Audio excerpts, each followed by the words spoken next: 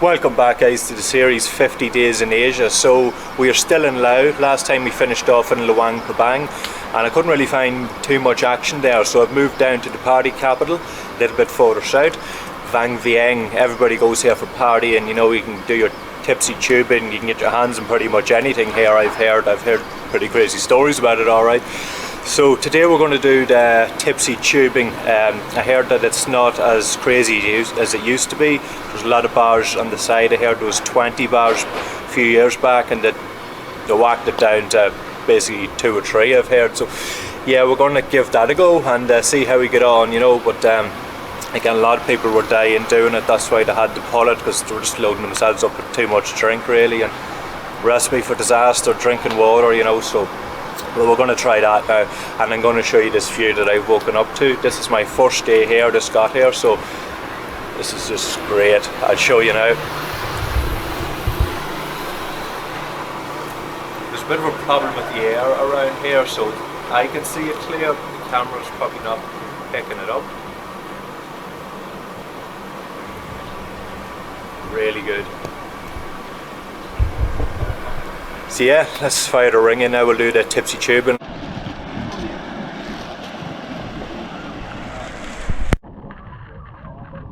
Yeah, so we are in the water now, so really relaxing. Again, it is a lot tamer than what it used to be, but really beautiful, alright.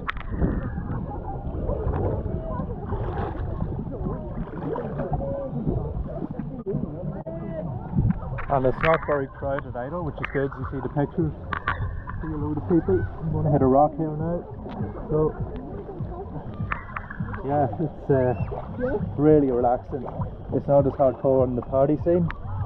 So let's move down a little bit, show you a bit more. As we stopped at our first bar, we ran into some more travellers doing the tipsy tubing, and this really helped the atmosphere. Yeah, so we're just on the way to the third bar now, and it's taking quite a long time. It's going over an hour now, we're moving very slowly. Obviously there's not much tide. But yeah, I mean the water's only about a half a metre in depth now at the moment, so there's not much action happening.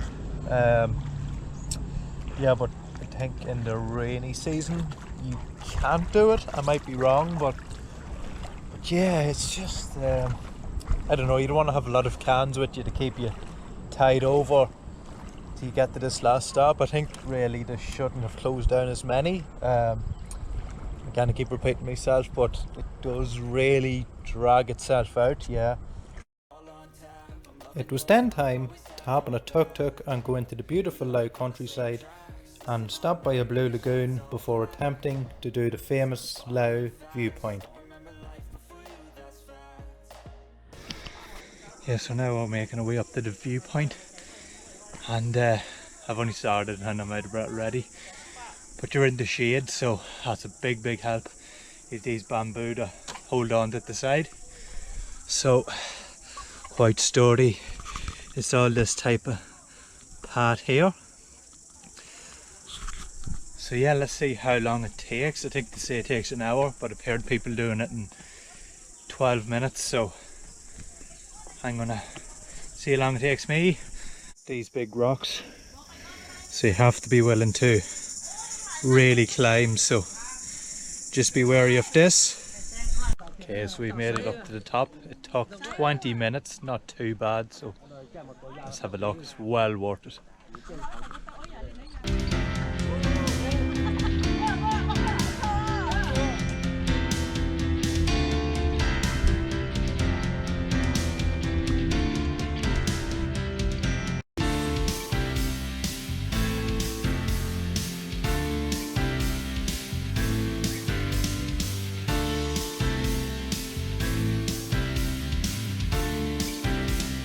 Yeah, so really good day at that. Just be very careful when you're coming down from that viewpoint. I think it's called Nam Che viewpoint. I'll write it down below. I'm probably saying it wrong as always, but yeah, it's very hard to come down from that. Very dangerous.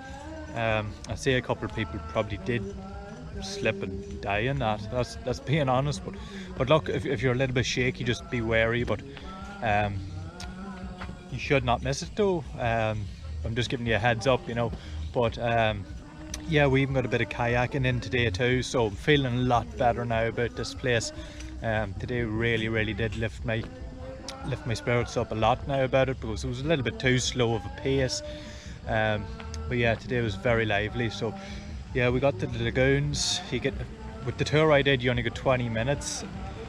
They were going to do 3 lagoons. I said, look, just give me 2, a bit longer of time at them. So you get that done, you can do your kayaking, then you got a hike, so you get a pretty good workout. So you definitely need a few jars after that, that's for sure. We're going to go back now, and then we're going to Vientiane in the morning, the capital. And I was told by literally everybody that there's nothing to do there. I'm there for 3 days, 2.5. I'm going to go down there and try and find something to do. So yeah, next time I'm chatting again, we're going to be going to Vientiane. That didn't take long. So yeah, we're in Vientiane now. It's my first day here, first full day. I arrived last night. The bus only took 2 hours from Vang Vieng, so nothing wrong with that, even under 2 hours, so happy enough. I'm after walking about 3 kilometers from my hotel to get to my first destination. It's about 36 degrees, I'm not sure if that was a wise move, but I've come to Cope Visitor Centre, and I want to learn a bit more about the bombs dropped in this country during the war with Vietnam. I'm not 100% sure of the situation. I want to go in and try and learn a little bit about it, and I'll bring you along with me. If there's a load of people standing there and they're taking it all in, I'll probably just do a voiceover as always, in places of respect, you know, similar to the War Museum in Ho Chi Minh. I didn't want to be talking over everybody, you know. Bit of respect, always good to have. So let's go in and learn a bit. Yeah guys, so this is the map where the majority of the bombs were dropped. You can see they are around the northeast and a lot down the south. 270 million bombs were dropped, and 10 to 30% still have not gone off yet, so people still affected to this awful act until today. And as you can see, there's plenty of examples what was dropped, and this is what people are using, you know, lost body parts. And this really is a catastrophe just looking at it. You see these people on the streets, and here's the pictures of people who were affected. Really educational here, really eye-opening. Yeah, so I did learn a lot there. I was aware that there was bombs dropped here, but I wasn't aware there was that many all over towards the east of the country. People still being affected to today, and I don't think a lot of people know that really, you know. It hasn't really got much airtime. We know what happened in Vietnam, but nobody talks about here, you know. So again, when you see the injuries, people walking by you in the street, when you go there you kind of realise that might have happened to them, you know. They could have been just sitting cooking a meal, and you know, it had set up at the wrong place and there was a bomb there, you know. So yeah, it's pretty sad, you know. So if you're going to the east and way down south, probably stay on the normal paths. Don't be wandering away out in the countryside, because something could happen, you know. Yeah, so we're going to move on now to something else that should be interesting to see here.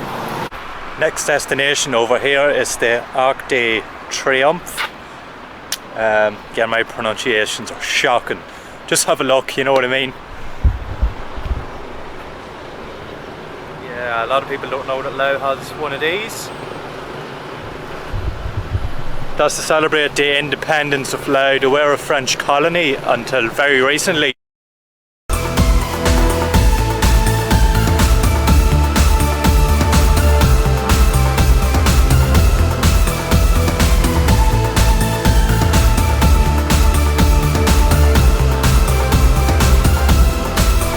So I actually can't find much more to do, to be honest with you. There is a Buddha park, but it's like 20 minutes outside of town. I have seen a lot of Buddha statues, so I'd probably give that one a miss. I've seen a lot in Vietnam and throughout Laos, so yeah. Basically we'll be going to Singapore soon enough, I'm going to pack my bags. Singapore is a country that I've been looking to get to for quite a while. Looks really beautiful, and supposed to be one of the best cities in the world. So yeah, let's head to Singapore. It was time to jump on a 3-hour flight from Vientiane to go down to the rich country of Singapore. Right guys, so we've made it to Singapore here. Take a look at my accommodation.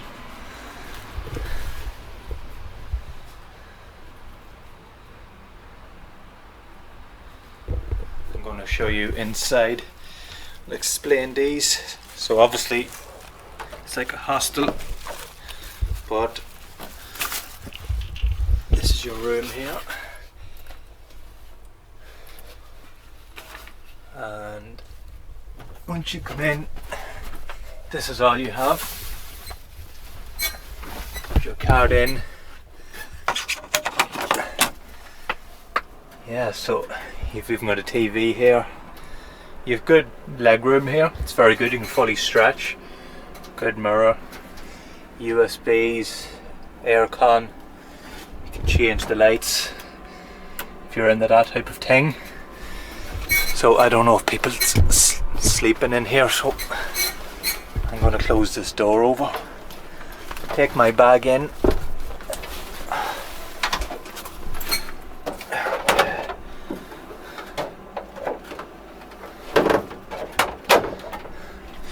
Yeah, so let's get comfortable. Basically, I'm going to do a little walk around Singapore, see the main parts. Suppose you can probably guess what they are. I'm going to try and do it on the cheap. I'm going to try and keep it with a bit of a budget. Travelling about 6 weeks there does wrench you a little bit, so Singapore's probably not the place to do near Laos. But yeah, this is on Arab Street. I have to walk 2k to get to my first destination, and yeah, let me show you a little bit of Singapore here.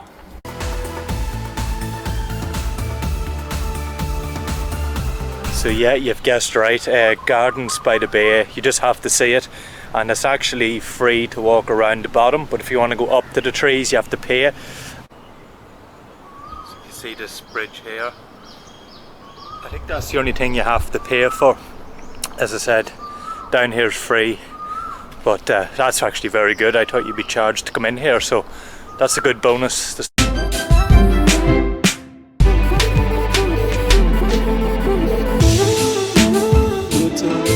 Yes, we decided to buy a ticket to get a look at the top. It was 14 Singapore dollars, so roughly 8 to 10 euros / dollars.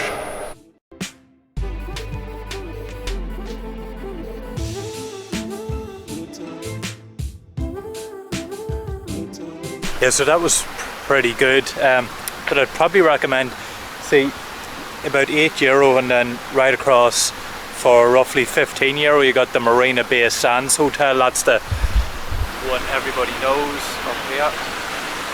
You got that viewpoint as well, so I'd say if you're going to spend money in viewpoints, go for this, because you're right beside the gardens and it's a lot higher, so you get more of a view of the city itself as well. But now I'm thinking, do I really want to spend €20+ in just viewpoints? So just thinking about going up there or not. So we'll see. I might come back tomorrow and break them up and appreciate them a bit more instead of just doing it for the sake of it, you know. A lot of the main tourist attractions are located around the marina viewpoint, which makes it very easy to whack them out in a couple of hours.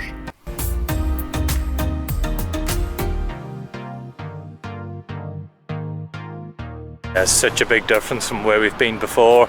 It's just so futuristic, very impressive. A lot of people don't really like the idea of coming here, but I think this is really cool. I then made my way towards Chinatown, which is a great place to get some temples and some extremely cheap food. You guessed right, I even located some communist blocks in the middle of Singapore. Yeah, trust me to find that. If there's one in the city, I'm going to get it. But yeah, this is very doable by foot. I'm staying in Arab Street, so to walk from there to the first place, the Marina Bay and Gardens by the Bay, maybe 2 kilometers, Chinatown 2 kilometers. Then you can go up to the top, it's like a diamond, do Little India, back down to Arab Street. but you have to be willing to do a bit of sweating, you know. But you know, you can walk 2k, relax, take your time for a couple of hours and continue on. You know, it's not two non-stop. You know, you do break it up a bit, maybe with food and drinks and all that, but actually afraid to get a taxi here. I think it will be quite expensive, so if I can do it without getting a taxi, that's gonna happen 100%. I then got myself lost in some of the amazing skyscrapers the city has to offer before getting a meal at €5 in Chinatown. Alright guys, so yeah, I just thought I'd show you a little bit of Singapore.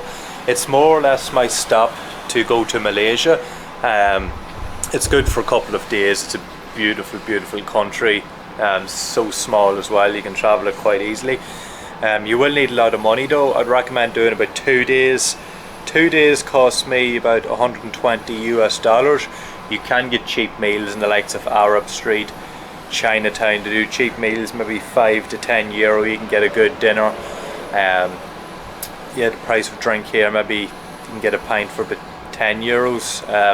The drinking is quite dear. You wouldn't be going for a bit of partying here, but yeah, just give you a little bit of a taste for it. I'm going to get the bus now to Malaysia. I'm going to be in Malaysia for a bit of time, maybe 2 weeks, so really excited to see what that has in store. A lot of people just go to Kuala Lumpur. I'm going to do a couple of different places. So yeah, thank you for watching this part 3, and next time we're going to be in Malaysia, which I'm very excited about. So as always guys, thank you for tuning in, thank you for watching, really appreciate it.